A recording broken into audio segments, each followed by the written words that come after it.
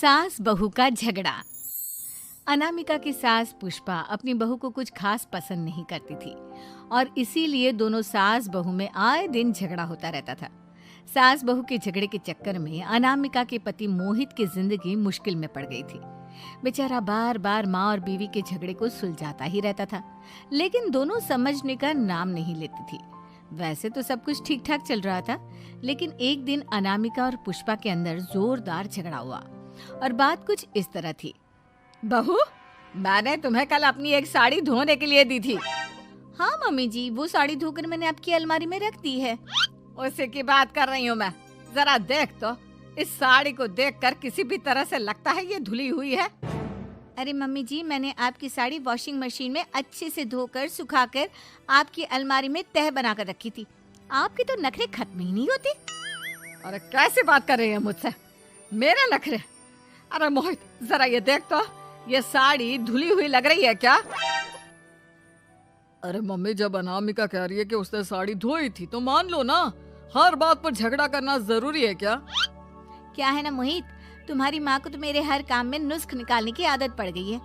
जब तक दो चार खरी खोटी सुना नहीं लेती ना, इनका दिन नहीं निकलता। अरे चुप कर, बहू होकर मुझे जवाब देती हो। एक तो गंदे कपड़े उठाकर अलमारी में रख दिए, ऊपर से कैंची की तरह कचर कचर बोली जा रही हो। अरे मम्मी जी, आपको समझ में नहीं आता क्या? मैंने साड़ी धो कर रखी थी। तो फिर इतनी गंदी क्यों लग रही है? अब मुझे क्या पता मम्मी जी, आप इस पर इस तरह तेल और घी की चिकनाई के दाग लगाकर लाएंगी तो ये मेरी जिम्मेदारी थोड़ी ना है। अरे तो हाथ से धोना चाहिए था ना। मैं आपकी बहू हूँ, नौकरानी नहीं जो एक कपड़ा रगड़ रगड़ कर हाथ से धो दूंगी। आपको पहननी है तो पहनिए, नहीं तो रख दीजिए।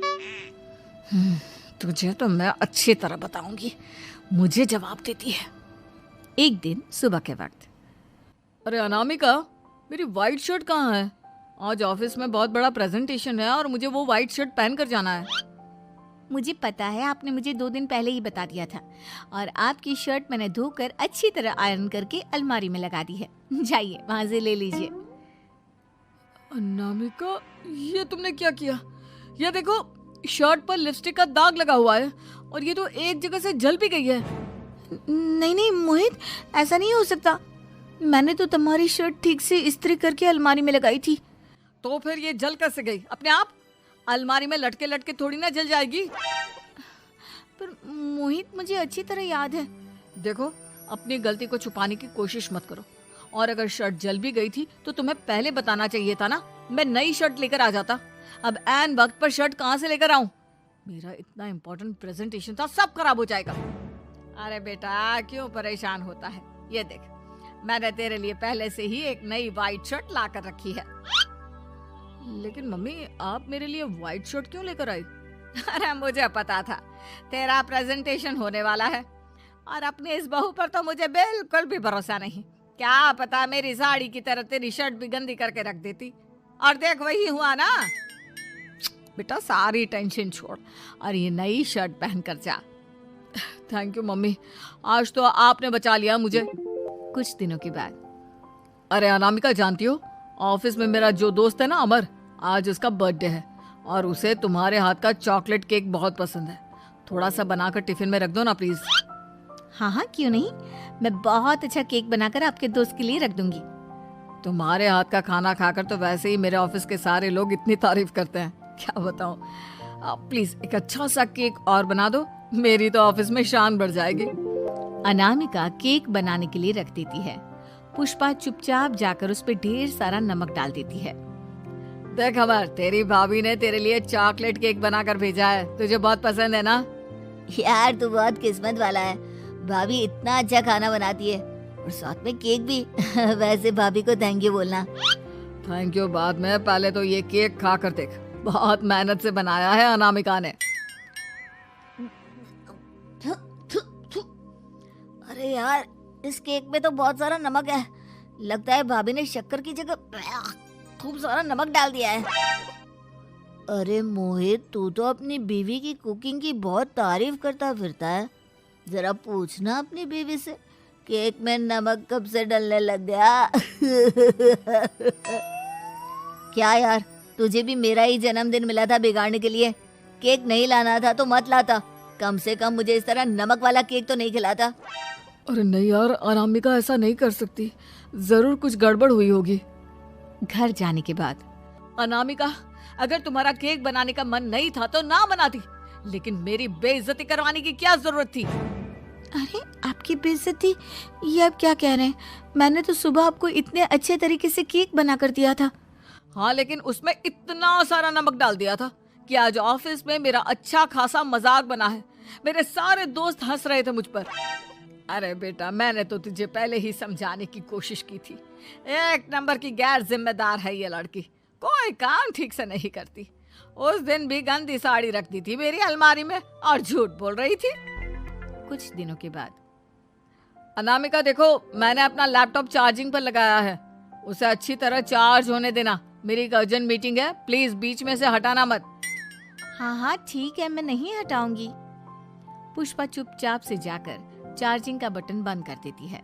थोड़ी देर बाद अरे ये लैपटॉप चार्ज क्यों नहीं हुआ? और ये बटन किसने ऑफ कर दिया? अनामिका इधर आओ। क्या हुआ? क्यों चिल्ला रहे इतना? अनामिका, मैंने तुमसे कहा था ना, मेरा लैपटॉप चार्जिंग पर लगा हुआ है, मेरी अर्जेंट मीटिंग है। तुमने इसका स्विच ऑफ क्यों कर दिया? अरे मैंने ऐसा कुछ नहीं किया, मैं क्यों स्विच ऑफ करूंगी? कुछ दिनों से देख रहा हूँ अनामिका, तुम मेरा हर काम बिगाड़ देती हो। देखो ये अच्छी आदत नहीं। कम से कम तुम्हें इस बात का तो ध्यान रखना चाहिए था कि मेरी कितनी इंपॉर्टेंट मीटिंग थी। अब क्या करूंगा मैं? आई एम सॉरी मोहित, लेकिन सच में मैंने जानबूझकर कुछ नहीं किया। अगर जानबूझकर नहीं किया तो क्या सब कुछ अपने आप हो जाता है? कभी मेरी शर्ट जल जाती है, कभी केक में नमक डल जाता है। आप मेरी बात क्यों नहीं सुनते? मैंने जानबूझकर कुछ नहीं किया। फिर से वही बात। अरे कितनी बार तुम्हें समझा चुका हूँ, इस तरह मेरा काम बार बार मत बिगाड़ा करो। तुम जानती हो मुझे कितनी प्रॉब्लम होती है। ऑफिस में तो पहले ही बेइज्जती करा चुकी हो, और अब ये मीटिंग, ये भी मेरे हाथ से निकल गई। अनामिका की समझ में कुछ नहीं आता कि आखिर उसके साथ ये सब क्या हो रहा था और क्यों हो रहा था। फिर कुछ दिनों के बाद मोहित अपने ऑफिस से कुछ फाइल लेकर घर आता है। अनामिका, ये कुछ फाइलें हैं, इन्हें संभाल कर रख दो। और प्लीज इस बार ध्यान से, कोई गड़बड़ी नहीं होनी चाहिए। नहीं मोहित, कोई गड़बड़ी नहीं होगी। मैं सारी फाइल्स अलमारी में लॉक करके रखूंगी और चाबी अपने पास रखूंगी। अनामिका, जरा अलमारी की चाबी तो देना। क्यों मम्मी जी, आपको क्या काम है? उसमें मोहित की जरूरी फाइल रखी है और मैं नहीं चाहती कि इस बार कोई भी गड़बड़ हो। पता नहीं कुछ दिनों से हर काम खराब हो जाता है। अरे मुझे उसमें से पैसे निकालने हैं और उसके बाद ले लेना अपनी चाबी। मैं खा नहीं जाऊंगी तुम्हारे पति की फाइल। अनामिका को अपनी सास पर शक होता है। चाबी देने के बाद वो चुपचाप छुपकर अपनी सास की हरकत देखती है। ये फाइलें उठाकर डस्टबिन में डाल देती हूँ, फिर देखना कैसे मोहित इसकी खबर लेगा। इस बार तो छोड़ेगा नहीं इसे। वैसे भी पहले मैंने जो कुछ भी किया है उसकी वजह से अच्छी खासी डांट पड़ी है, मजा आ जाएगा। अच्छा तो ये बात है, सारा काम मम्मी जी बिगाड़ देती हैं, वो भी इसलिए क्योंकि मेरा उनसे झगड़ा हो गया है। सास के जाने के बाद अनामिका मोहित को बुलाकर लाती है। क्या हुआ अनामिका, क्या दिखाना है? ये देखिए, आपकी फाइल डस्टबिन में पड़ी हुई है। इसीलिए तो कहा था संभाल कर रखना, और तुमने उठाकर ये फाइल डस्टबिन में डाल दी। मैंने नहीं, तुम्हारी मम्मी ने डाली है, मुझसे बदला लेने के लिए, ताकि तुम मुझे डांटो। और अगर मैंने डाली होती तो मैं तुम्हें दिखाने के लिए बुलाकर तो नहीं लाती ना। सही कह रही हो, मैं अभी मम्मी से जाकर बात करता हूँ। थोड़ी देर बाद, मम्मी सच सच बताइए, मेरी फाइल अलमारी में से निकाल कर डस्टबिन में आपने डाली थी ना? अरे अपनी माँ पर इल्जाम लगाता है, शर्म नहीं आती तुझे? मैं इल्जाम नहीं लगा रहा हूँ मम्मी, जो सच है वही पूछ रहा हूँ। आप जल्दी से बताइए आपने ऐसा क्यों किया? अरे तो क्या करती, तेरी बीवी मुझसे झगड़ा करती है, उल्टे सीधे जवाब देती है, मुझे उससे बदला लेना था। अरे मम्मी, लेकिन आप दोनों के झगड़े के चक्कर में मेरा कितना नुकसान हुआ है, ये कभी सोचा आपने? मम्मी जी, अगर आपका बदला पूरा हो गया हो तो आइंदा ऐसी कोई हरकत मत करना, क्योंकि अब आपकी सच्चाई हमारे सामने आ चुकी है। यह तो वक्त ही बताएगा मैं क्या करूंगी और क्या नहीं। मम्मी जी, कहा ना आप ऐसा कुछ नहीं करेंगी। अरे मेरी जो मर्जी आएगी वो मैं करूंगी। मेरा सर घूम रहा है। सास बहू के झगड़े में मेरी जिंदगी का तो कचरा हो गया है, कचरा।